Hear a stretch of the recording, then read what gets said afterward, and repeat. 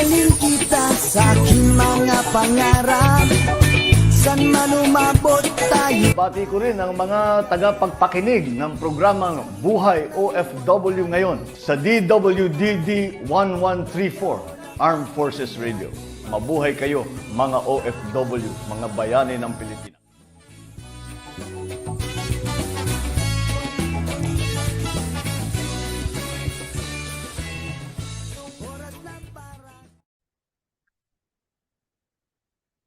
Okay, magandang buhay, Luzon, Visayas, Mindanao, at syempre po sa buong mundo. Hello po sa inyo at magandang araw, gabi o hapon, anumang oras sa inyong kinaroroonan. Hello po. Ito po ang programang Buhay OFW ngayon, Bantay at Kasangga. Ito po si Terry Alpa. Ngayon po ako ay nag-iisa. Busy po ang ating partner, ang chairman po ng Bantay at Kasangga ng OFW International. Hello po sa inyo. At syempre po, busy lang po ang ating chairman dahil alam nyo na, napakaraming humihingi ng tulong sa ating grupo. Natutudugan na naman lahat, nagkakaroon ng magandang resulta.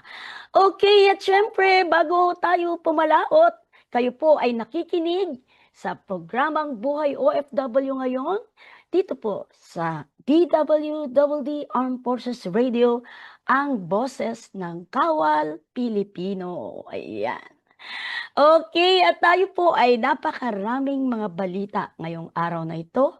Pero bago ang lahat, ay tayo po ay i-like, follow, and share niyo po ang DWDD AFP Radio at syempre po ang ating page ng Buhay OFW ngayon, Bantay at Kasangga.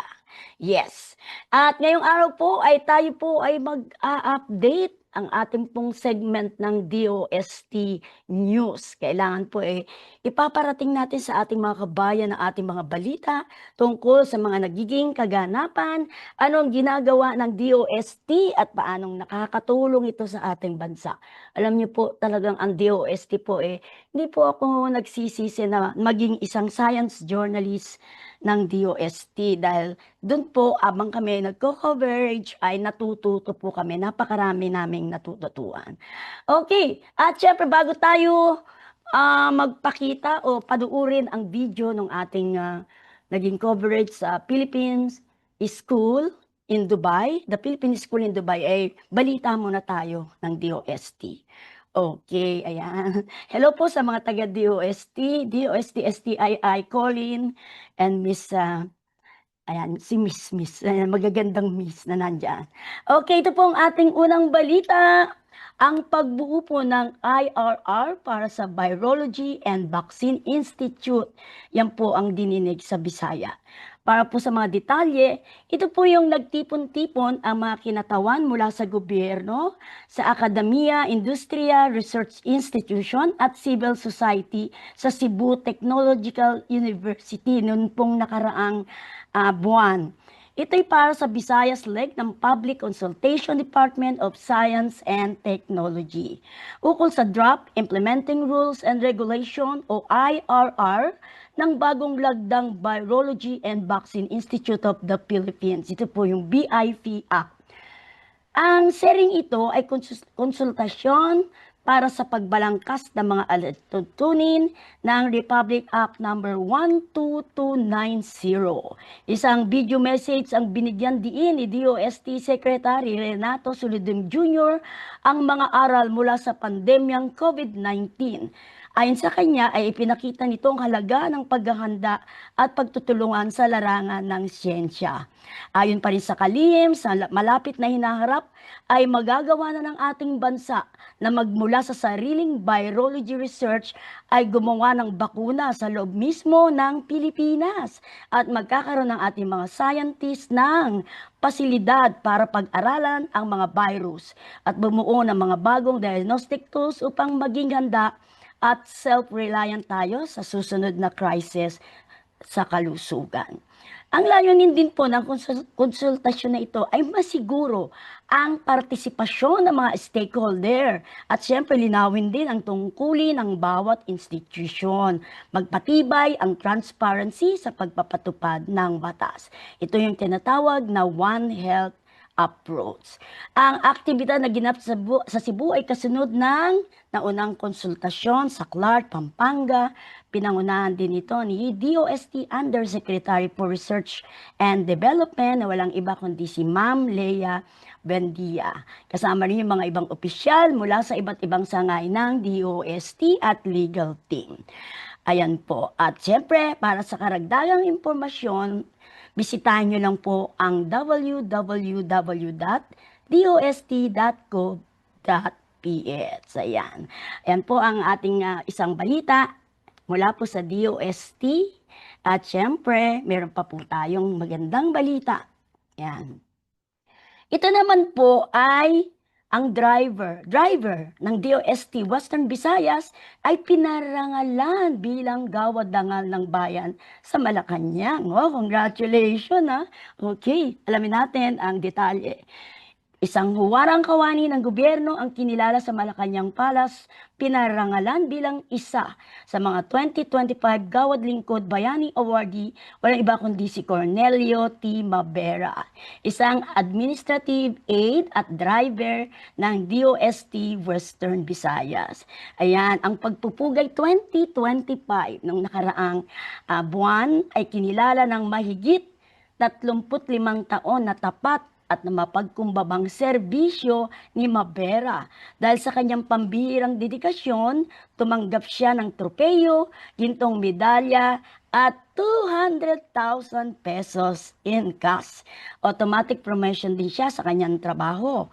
Si Mabera ay nagsilbi ring assistant head ng General Service Section at siya po ay naging inspirasyon ang kanya pong tunay na bayani ng bayan. Para sa One DOST for You, ako po ito si Terry Alpa.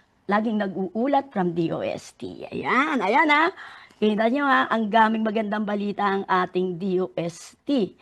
At syempre, inaantabayanan po natin mga press release from DOST STII at nakakasiguro po kayo na nakakarating ito sa ating mga listeners, followers, and viewers. Ayan, ito naman po, ang Pisay Isko na yan, na mayagpag sa South Korea. Wow! Siyempre, ito na naman ang ating Pisay Isko, ang international na entablado, pinatunayan ang mga mag-aaral mula sa Philippine Science High School. Ito yung PCHS system, ang galing ng Pilipino. Ito ay matapos sumakot ng parangal sa katatapos lamang na 15th Asian plus 3 Gifted in Science Student Camp na ginanap sa Korea nitong nakaraang buwan lang din. At itong competition na ito, ang layunin po ay pag-isahin ang mga batang siyentipiko sa larangan ng physics, chemistry at biology. Hindi rin nagpahuli ang ating delegasyon. Narito po ang mga pinarangalan. Ang grand prize ay kinilala sina Wenry Ezekiel Selim at Germany John Anabarete. Gold prize naman ay nakamit ni Liam Casey Opulento na nag-uwi rin ng Exemplary Pre-Com Activities Award. Silver at bronze ang nakuha ni Samantha Jenel Paran at Ainsley Gabriel Velasquez. And congratulations po sa inyo, napakagaling po ninyo. At hindi lang yan, dahil pinarangalan din bilang outstanding student sina Bob Rowan Monsales, si Germany John Navarrete at Darren Andre Songgahid. Ang ating mga pambato ay nagmula sa mga campus ng Pisay, sa Central Visayas, Northern Mindanao at Central Luzon. Ayon kay DOST PCHS Executive Director Dr. Ronali Ortesa, ang tagumpay na ito ay patunay ng halaga ng pamumuhunan sa dekalidad na edukasyong pang-agam para sa kinabukasan ng ating bansa. At syempre, mula sa Philippine Science High School, yan po ang report mula po dito sa ating programang Buhay OFW ngayon, Siyensya, Teknolohiya. Congratulations sa mga winner! Okay, thank you so much po sa inyong pinapadala sa amin ng mga news. Napakalaking tulong po ito para sa ating mga kababayan na marinig nila ang mga magagandang balita from DOST, STII. Congrats po. At syempre ang ating pong masipag na Secretary Renato Solidum, yan, napakasipag yan, sobrang workaholic. Congrats po sa inyong lahat. Okay. Yes. Ngayon naman po ay tutungo tayo dito sa ating ginagawang mga coverage dito sa bansang Dubai. Sa ngayon po ay narito tayo 'no, at uuwi din tayo, hindi puwedeng hindi.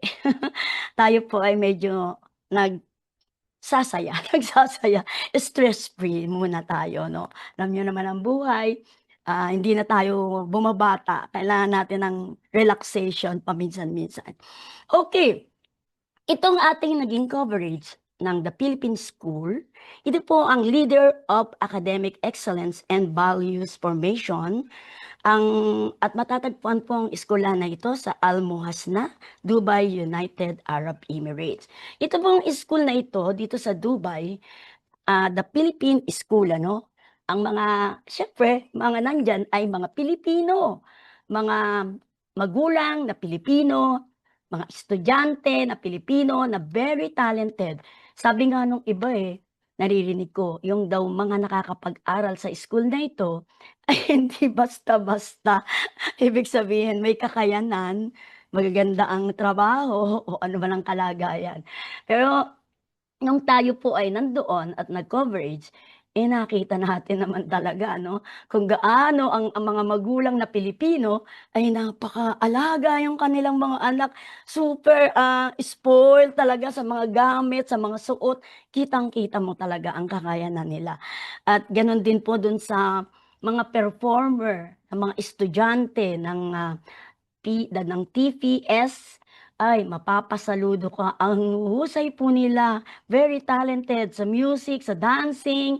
Nagkaroon po kasi ng competition, isa po yun sa naging program po nila, nagkaroon po ng, dancing competition group at saka parang meron din yatang yung mga, retro dancing, yung mga festival sa Pilipinas na ginaganap katulad po ng Bangus Festival, yung ginagawa yung ano sa Cebu ba yun? Basta lahat po ng mga event ng Pilipino, ng Pilipinas ay kanila pong ginawa nung program na yon. Kanya-kanya po silang mga dekorasyon, kanya-kanyang team, kanya-kanyang step at siyempre masasabi ko po lahat sila ay magagaling. Ayan. At hindi lang yun ang ating napansin dun, ang ating mga negosyanteng mga Pilipino. Aba, ang sasarap po ng kanilang mga tinda, super talaga.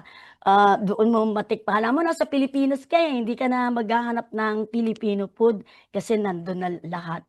Mamaya po papapanood ko sa inyo yung mga panayam ko po sa mga negosyante nating Pinoy na sabi nga, walang yumayaman sa pamamasukan, kailangan magnegosyo ka para ikaw ay umunlad, 'di ba tama? Dahil sila po ay talagang mga family business, nagtulong-tulong sila para mabuo at makapag-ano ng restaurant, panaderya, lahat po nandun na, at ang masarap na puto bongbong, 'yan yung paborito ko. Ibang klase ang puto bongbong dito, ang rekado, bagay meron din sa atin 'yan kaya lang, talagang sabi natin mahal. Siyempre depende sa toppings ano, at depende rin sa lugar na iyong binibilhan. Okay, at ito nga bago ko ipapanood, meron din po silang, another event na padating. Ito yung sinasabing school athletic participation in the Philippine School Athletic, 2026. Dito naman ay pipili sila ng mga estudyante na mahilig sa sports at, pati po lahat po ng klase ng sports ay kanila pong sabi nga Globe Framework Energy Champion, yan po ang highlight at important ng physical wellness, discipline, and resilience. Yan po yung qualities na aim po nitong mga student athlete na ito. So, tayo po ay mag-congratulate ano kasi isa po sa napili diyan, yung ating pong binatilyo dito na apo na si Sian. Congrats Sian, galingan mo. Huwag kang papatalo, pakita mo ang, husay ng mga Pilipino. Yan po ay gaganapin sa TPS Banyas, Abu Dhabi, ayun meron din pala ro'n. February 14 po, February 7 and 8 diyan po sa school nila dito sa Dubai, the Philippine School Dubai, at sa February 15 in the Philippine Global School Abu Dhabi. Wow, dami nilang activities, Sabi nga ng kanilang principal na si Dr. Romel Pelayo, siya po ang principal, Yun po ay sinusuportahan nila ang participation ng mga bata sa mga ganyang ano, yan po ay para nga naman hindi lang maging libangan ng mga bata, napakaimportante po ng sports kasi health po yan. Kaya congratulations po sa mga namumuno po ng The Philippine School sa Dubai, ayan, mga Pilipino po yan. Okay, at siyempre para complete detalye tayo, panoorin din po ninyo yung ating naging full coverage, mga interview sa naganap na 18th founding anniversary ng Philippine School Dubai. Diyan po makikita nyo mga ibang pagkain at siyempre ang ating mga kababayan na mga negosyante at mga entrep. Okay, panoorin po ninyo. Take it away.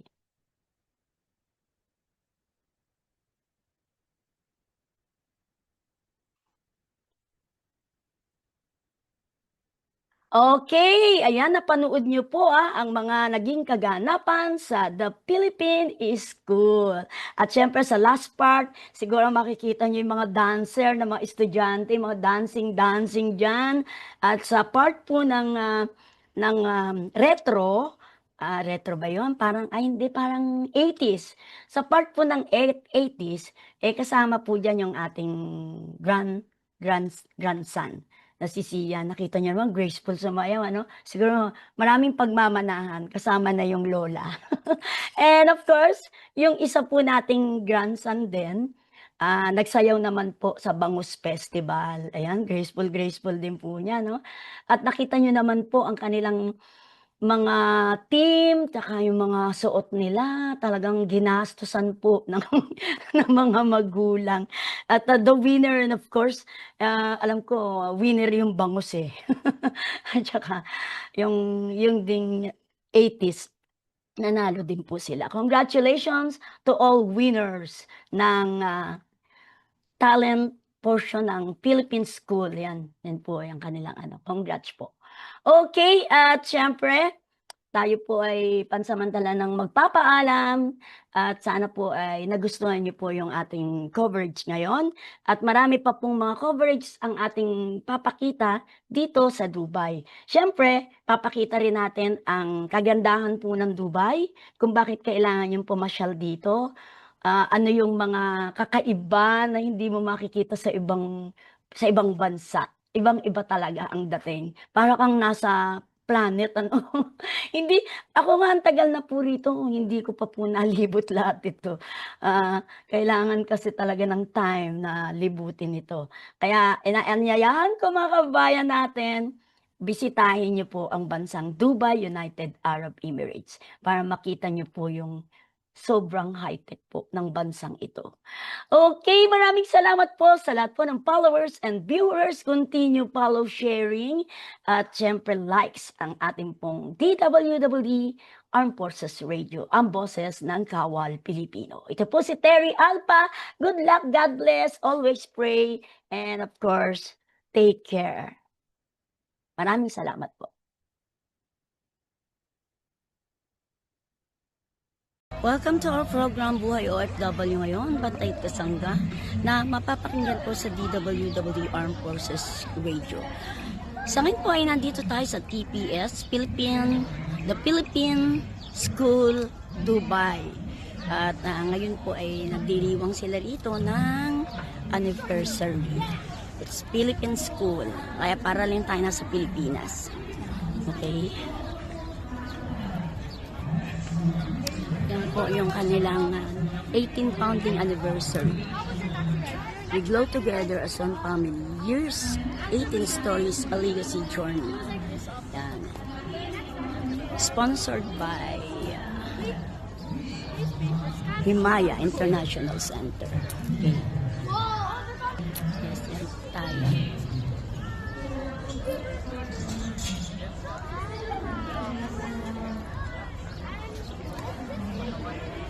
Mamaya po ay makikita natin ang mga kapwa nating Pilipino, mga small entrep. Dito po sila ngayon, iba't ibang pagkain para rin tayong nasa Pilipinas. Yes, check po natin kung ano po ang mga nandito. Medyo ang oras po dito ay umaga, pero malamig ang panahon.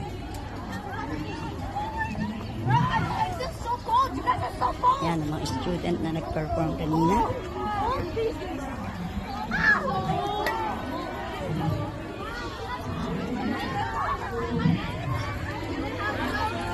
May popcorn.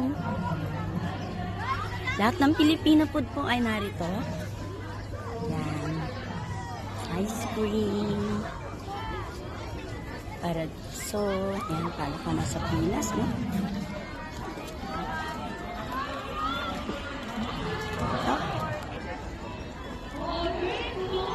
Yes, meron tayong mga kabayan. Ayan. Kita nyo, may taho rin dito.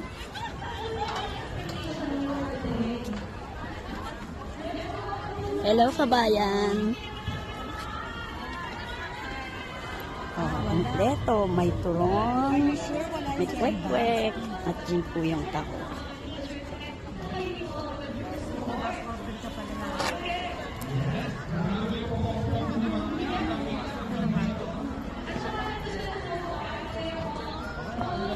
Ganda, mga turon. At na.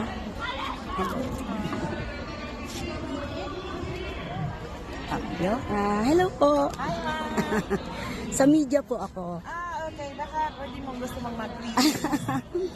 At, I'm a mainstream media po sa Armed Forces Radio. Program ko po is Buhay OFW ngayon. Kaya, kabuhayang OFW. Ayan. Mga OFW yung dalawang kabuhayan. Sila po yung mga Pinoy na, sino po yung owner po nito? Ang honor po namin, Si Ma'am. Ay, Ma'am. young entrepreneur. Kayo po yung mapapanood at mapapakinggan po sa aming live stream ng Armed Forces Radio. Okay. Meron din po tayo sa radio sa local, sa Pilipinas. Sa AM naman po. Okay. Ayan, Very ayan po good. si Ma'am. Yeah. Ma'am, kumusta na po ang business? Okay lang po. Okay naman, kumikita naman. So, bali po ito ay kayo po ang owner. Yes po. Ma'am, pangalan niyo po. Jermary po. Sa ilang taon na po kayo nasa Dubai? 4 years? 5 years. 5 years na. So, ano po yung simula ng inyong trabaho dito sa Dubai? Medical po. She's a medtech. Sa laboratory. Medtech. So, ngayon po hanggang ngayon, medtech pa po? Hindi na. Na-focus na ako sa business. Dito sa business nyo. Ayan. So, bali, ayan ang kanilang negosyo. Ay, ang sarap, oh. Nakita niyo po yung mga Pilipino rito, no? Talagang mga entrep na po sila. May banana queue, lahat po nandito na. Hindi na kayo maghahanap. Bali, ma'am, bali ilan po ang empleyado nyo ngayon dito? Currently, mga less than pa lang. Kasi family business siya eh. So, less than 5 pa lang ang... Family business. So, lahat po So, lahat kaya- ng family member nasa yung- Dubai po sila Yes, lahat. Okay, ang galing po. Congratulations. Mamiigan ko na lang po kayo ng mensahe Okay. para po sa ating followers and viewers Okay. sa Armed Forces Radio. Ito po yung boses ng Kawal Pilipino. Okay. So, una niyo pong batiin yung ating mga OFW. Hi po mga OFW dito sa UAE. Kamusta po kayo? Hope na nasa magandang kalagayan kayo dito sa UAE. Yes, at syempre po ang ating mga sundalo, sila rin po yung ating viewers. So, ayan po, message okay. niyo po. Hi, hello po sa mga ating sundalo dyan na nanonood. Kamusta po kayo? Ayan, congratulations po sa inyo. At sila po yung inyong mga kasama. Yes po. Ayan, so mamaya pagtapos ng event, tiyak marami kayong customer. Salamat po, ma'am. Thank you, ma'am. And God bless school. Goodbye.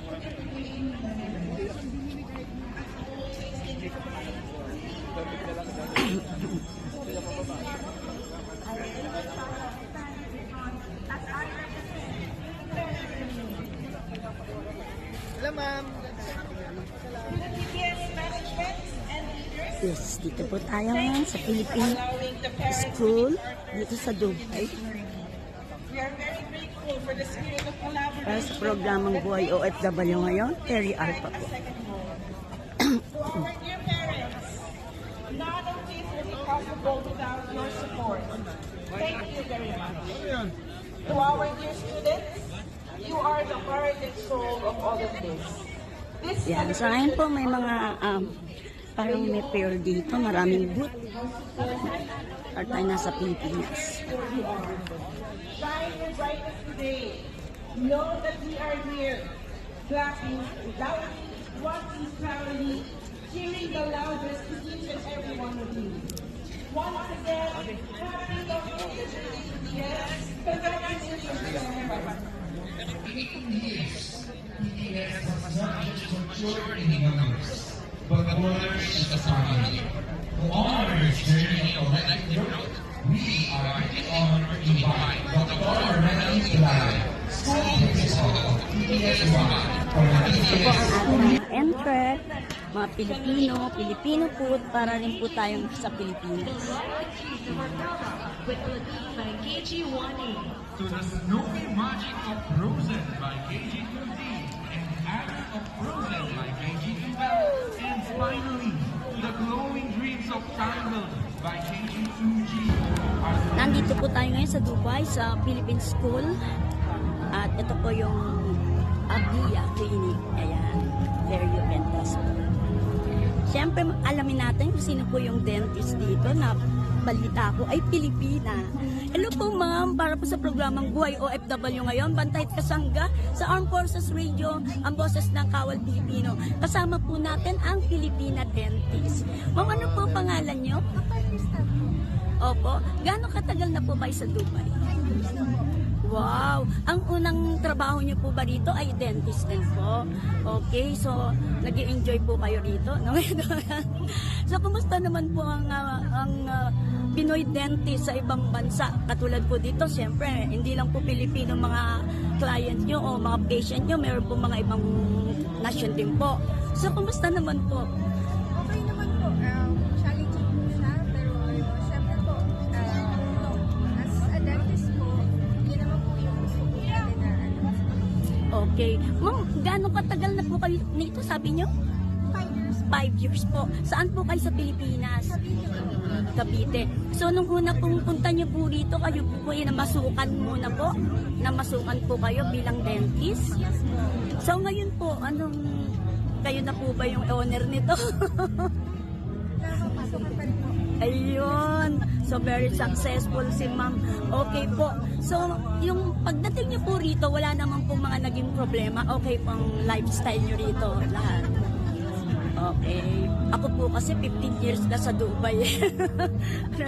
Resident visa na rin po ako. Kaya lang po, syempre kailangan umuwi. At dahil po sa high-tech, pwede naman po akong mag-program kahit nandito ako. Kasi high-tech na po. Okay ma'am, hindi ko na po kayo ganong abalahin. Tingnan ko na lang po kayo ng mensahe para po sa ating mga OFW. Yes ma'am, ano po ang inyo pong mensahe? At saan po matatagpuan ang inyong clinic? Ang clinic po namin is matatagpuan po sa may Alvaro Air Center. So ito. Yes po. Sa may Alvaro Air Center po, 6th floor. Apo, bali mag-opening po kami this first day of February. Ayun. And para naman sa mga OFW po, tibayan na po ang loob. Ayun. Siyempre, iba ang Pinoy, ano? Pag halimbawa ako rin, gusto pa din, sa Pinoy na rin. At bukod pa dun, may family po kayo rito. Nasa Pinas po. So bali kayo lang po ang nandito. Anyway, ganyan din po ako. Ako lang nung unang dumating. Okay po. Kung tayo po ay nasa Armed Forces Radio, ito po yung boses ng Kawal Pilipino. Mga sundalo po ang marami tayong mga viewers. Ingan po kayo ng mensahe para po sa ating mga sundalo. Saludo po ba tayo sa ating mga sundalo? Opo. Yes. Yes. Ano po yung dahilan bakit niyo po sinasaluduhan ang ating mga sundalo? Kasi syempre po, sila po yung nagpaprotect natin. Bibigay ng protection sa ating mga kababayan po. Ayun. Okay ma'am, hindi ko na po kayo abalahin. At syempre po, kukunin ko po yung inyong FB para mapanood niyo po ito, yung sarili ninyo. Kung saan po ay very successful po si ma'am at ang mga Pilipinong dentist na kasama niyo po. Congratulations. Magandang buhay po para sa programang Buhay OFW. Ngayon, Bantay at Kasangga. Dito po tayo pa rin sa Philippine School. Yung kasama natin si ma'am. Ay ma'am, ano pong pangalan niyo? Rena. Yeah. Ano pong work niyo rito? Dito, sa Magsisel. Ayan. nandito siya ngayon, parang nag-a-assist siya ngayon ng ano. Ilang taon ka na rito sa Dubai? More than 4 years. 4 years na siya rito. At saan ka naman sa Pilipinas? Mindanao, Cotabato City. Ayan. At siyempre, kaya natin siya ini-interview. Successful po siya. Alam niyo kung bakit? Kasi po, nakapagpatapos po siya ng pag-aaral ng pamangkin. Na walang nanay, tatay. Kaya eto siya, successful. Imagine, ano? Ilang years ka lang dito sa Dubai? 4 years, pero nakapagtapos na. Ayan. Okay. Yan na lang kita ng mensahe sa mga OFW na nanonood. Ano mensahe mo sa kanila? Naging sipag at tiyaga. Yan ang sikreto niya. Yan lang ang Sipag at tiyaga. Ayan po. Thank you so much. Yung FB ko kanina, doon ito mapapanood. Ano po. Okay, thank you po sa lahat ng viewers. And ito naman po yung Panadero Pastry Shop. 10th anniversary nila. Ayan, tinapay yung pandesal. Ayan na po, lahat nandito. Ayan. At ayan po ang kanilang mga produkto. Hindi mo nahanapin ang pandesal sa Pilipinas. Meron po kayo, ano po? Oh, diba? Ayun, bestseller. Of course, Filipino likes pandesal. Meron din po silang mga cake. Ayan. At syempre, ayan po. Sino po ang panadero niyo? Pilipino din po? Opo, lahat po ng baker namin. Opo. Anong pangalan niyo po, ma'am? Noni po. Noni. O si Ma'am Noni, siya po yung nandito ngayon na nagmamanage. Saka po, mukhang may special din kayong kape. Ayan naman po si Kuya. Okay. Gano'n na po kayo? Yes. Very nice po. Ice candy, meron din. Opo. Gano'n katagal na po kayo sa Dubai? Ako po, Opo. 7 years. 7 years na. Pero saan muna kayo nagsimula? Actually, dito po ako. Dito na agad. So, bali, gano'n katagal na tong bakery nyo? 2013 po nag-start. 2013. So, bukod dito na may stall kayo, saan po matatagpuan yung shop nyo para sa mga interesado? Sa Satwa, Satwa? Rama, Mm. sa Laldin ano. So, ito yung pangalan na tita. Ayun. Available din po sa mga aggregators like Noon, Calaban. So, yung mga nakikinig po sa atin, ayan po yung mga lugar nila. Yung, kung kayo po ay nandito sa UAE, sa Satwa po meron at sa Karama. Yan po yung Filipino community sa Dubai. Ayan. Okay po. Hingan ko na lang po kayo ng mensahe para po sa ating mga followers and viewers na nakikinig po sa atin sa radio at nakakanood sa live stream. Para po sa mga OFW. Ay, mga kababayan dito sa Dubai and all over UAE, would like invite po kayo wherever na magawi po kayo sa Dubai. Visit po kayo ang aming mga branches sa Karama, Deira, and Satwa. Ayun. Para po maka-experience kayo ng mga kung namimiss nyo na yung pag- Ayan. Yes. sa Panadero. Ayan. Oh, Marami pa po, diba? Marami pa. yes. Ayan, marami pa. Opo. Okay. Tayo po yung napapakinggan sa Armed Forces Radio, boses po ng Kawal Pilipino. So, hingan ko rin po kayo ng mensahe para po sa mga sundalo naman po. Sa mga sundalo Opo. sa Pilipinas. Opo. Sa Pilipinas. Pilipinas. Maraming salamat daw sa kanila. Cheese spread ko wala tayong cheese donut po. Wala po kami cheese spread na donut. Yata po sila ng Yes. Spanish, pati ko po para po gampanan na mabuti. Ayun. Salamat po, ma'am. Ayan yung marami mga customer sila, oh. Siyempre, Pinoy. Okay. Thank you, ma'am. Ito naman po yung Panadero Pastry Shop. 10th anniversary nila. Ayan, tinapay, oh. Pandesal. Ayan na po, lahat nandito.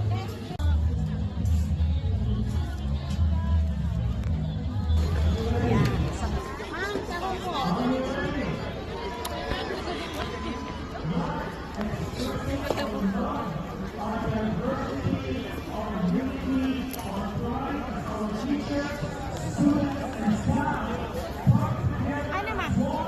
Yung breakfast tayo. Ito po ang ating eat and trek, mga Filipino food, para rin po tayong sa Pilipinas. By KG1E. To the snowy magic of Frozen by KG2D and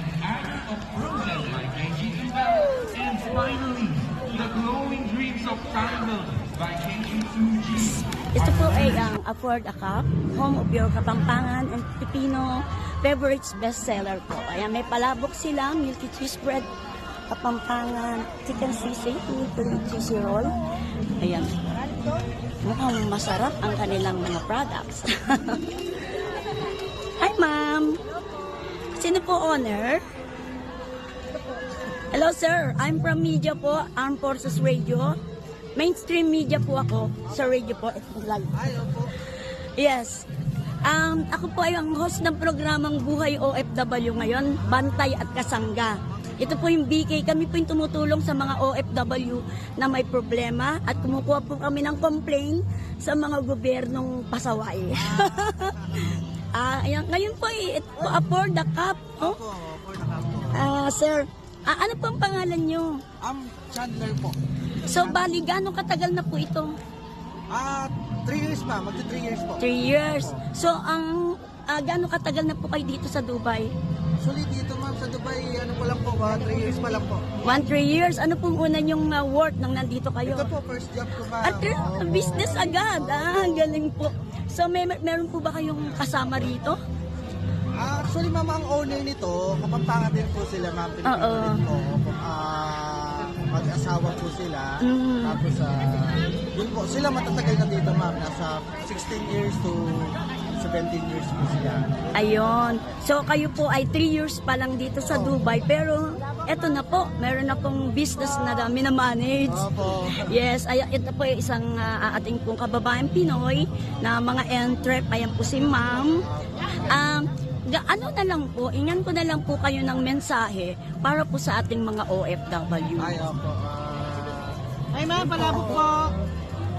Para sa mga katulad po naming OFW, sipagan lang po natin para kahit pa paano, tayo lahat ay makapag-survive dito. Kasi kailangan masipag at saka matyaga, ma'am. Yan. Ayan. Opo. At como tayo po ay nasa Armed Forces Radio, Boses ng Kawal Pilipino, ang mensahe niyo po naman para sa ating mga sundalo. Ay, opo, para sa mga magigiting po natin sundalo, saludo po kami sa inyong lahat. Mag-ingat po kayo lagi, ma'am. Yan. Ayan. Okay, thank you po. I-send ko po sa inyo yung FB ko para makita nyo yung interview ko sa inyo. Mapanood ninyo at napapakinggan po ito sa radio natin sa AM, local media. Okay, thank you po. Yes. Wow. EPS time capsule. So it seems like we are going back in time.